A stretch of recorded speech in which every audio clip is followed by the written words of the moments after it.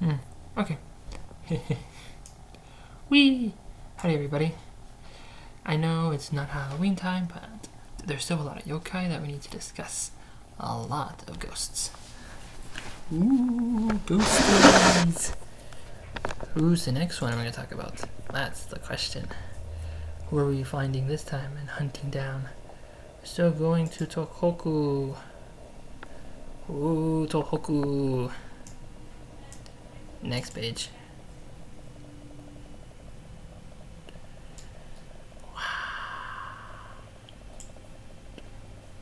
Ooh, can't wait to read what this one is. Yurei actually means ghost. So it's like something ghost. We talked about this guy. This guy was actually a real man who has actually the legend was based on something that actually happened to him. He was actually an actor. And then boom. Kokuri Baba. Baba means, like old hag, old woman. Kokuri. It's actually this game. It's like how do I the closest I can think of is a Japanese version to the Ouija board, but you have to have a coin. Wait, yeah, a coin, and you say Kokuri-san, something. Boom. So here comes the Ouija board, possibly. Ew, look at that. Bones, probably skin, human, possibly. Knife. Hag of the old temple living quarters. Huh? I guess that's something else. Anyway. Kokuri. Wait, yeah, this is basically Baba. Baba and then Ah. An extra stretch. So according to this, it translates to the hag of the old temple living quarters. Let me think of something a second. Kokuri. Yeah, see, it just says it's a popular game during the Meiji period based on the Western turning table turning. The name Kokuri is a onomatopoeia, which means nod to up and down.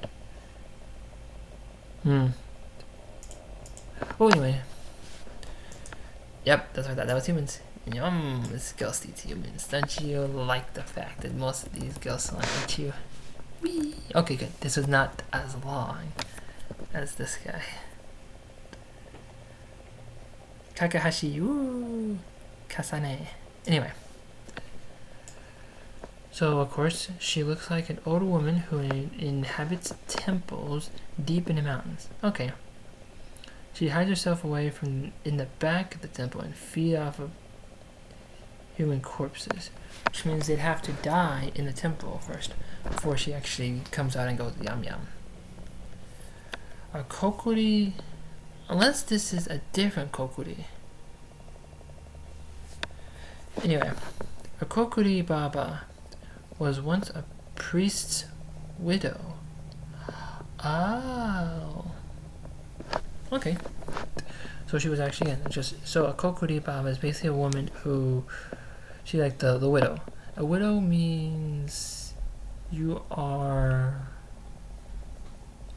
woman and your spouse died. Okay. And then, of course, she's a widow of a remote rural temple. While her hubby lived, she was a dutiful wife. Okay. So she actually helped with the temple. Cool. Tending to the needs of the parish. This word I've always hated. She basically helps with people who actually visit the temple, cooking, cleaning, washing, blah, blah, blah, taking care of the grounds. However, after hubby's death, this woman retreated into the living quarters and became a shut-in. You mean like me? I'm a shut-in and I don't really want to go anywhere and just want to rot. I've been rotting spiritually. Physically, unfortunately, my skin's still fair. I mean, clean-ish. I guess, I don't know. There might be poison inside my blood. I haven't got it any DNA tested yet. Anyway. And then eventually her food ran out. She began to steal the offerings left behind by people visiting. Because of this grave sin, that's what happened. Because of her theft and her sin, they actually turned into one, unable to pass on to the next life. That's some of the stories about yokai. Sometimes they're just humans that do something and they turn into beasts. And because they turn into a yokai, they are forced to live on Earth, live in the spiritual yokai realm, and they can't actually reincarnate and pass on. That's the sad thing about mini yokai. Anyway, so from then on, she would start tasting humans. Tasty. That'd be so weird. A lot of people, there's something called carnivores out in the world, and the question is, what does a human being, the inside of a human being, the meat, what would it taste like? Some people want to compare it to pork. I don't know why. Anyway, so she starts eating humans. She survived by carving up meat from the corpses of the recently dead. While there were no fresh corpses available, she would unearth previously buried corpses. Ew. That's gross. That would be a gross horror film. Anyway, so how do you interact with her? First of all, don't. That's how. So they, I don't know. So basically, she is not usually interactive with people. Again, she's a hermit. She's a recluse. She stays hidden, preferring to stay hidden away in the back portions, rooms, of the temples. Yeah. However, when traveling monks pay a visit to her temple, they do not pass up the chance to offer some fresh meat. People who encounter one usually realize too late. Yeah. I mean, most of the time it's always like that. She was invented, by Toriyama Seiken for his book Konjaku Hyaki Shio, or Shui. Although it's written with word of literal meaning of hag of old simple living quarters, Seiken has a well-known useful play on words. Kokuri is resemblant of the popular folk phrase Mukuri Kokuri, which is a metaphor for something scary. Indeed, Seiken pointed out that his description of Kokuri Baba is more fearsome than Tatsueba, the skin-flying hag of the underworld.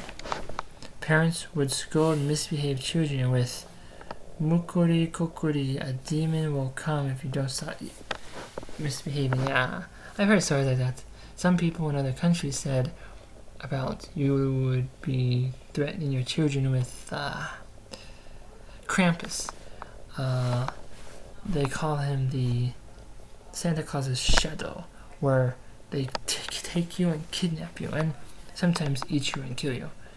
So there's that. You threaten your kids with this woman so that you actually keep them in line.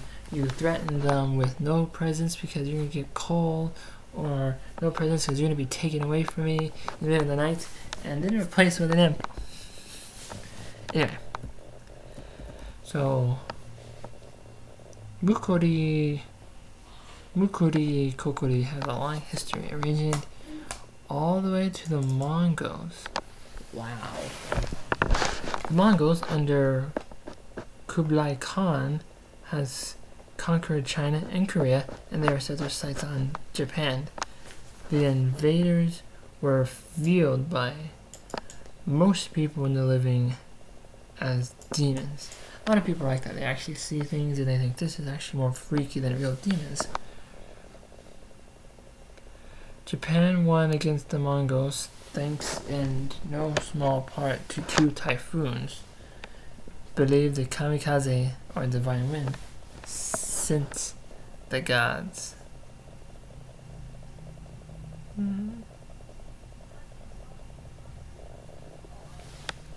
Anyway,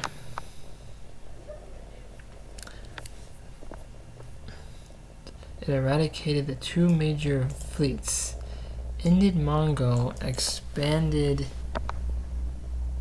and its profound impact on the identity of Japan. The memory of the invasion remained strong for generations and became part of the folklore. The fear of invading Mongols was a basis of this. The Mongolian Korean demons are coming, which over the centuries was corrupted down to just Kokuri. That would be something weird to say. And I grew up to say like, the Mongolian demons, the Mexican demons, they're gonna come. Like, why are you calling them that? I don't know really. But they say this might be just a folklore, more of a folklore than the other. It's definitely, but still.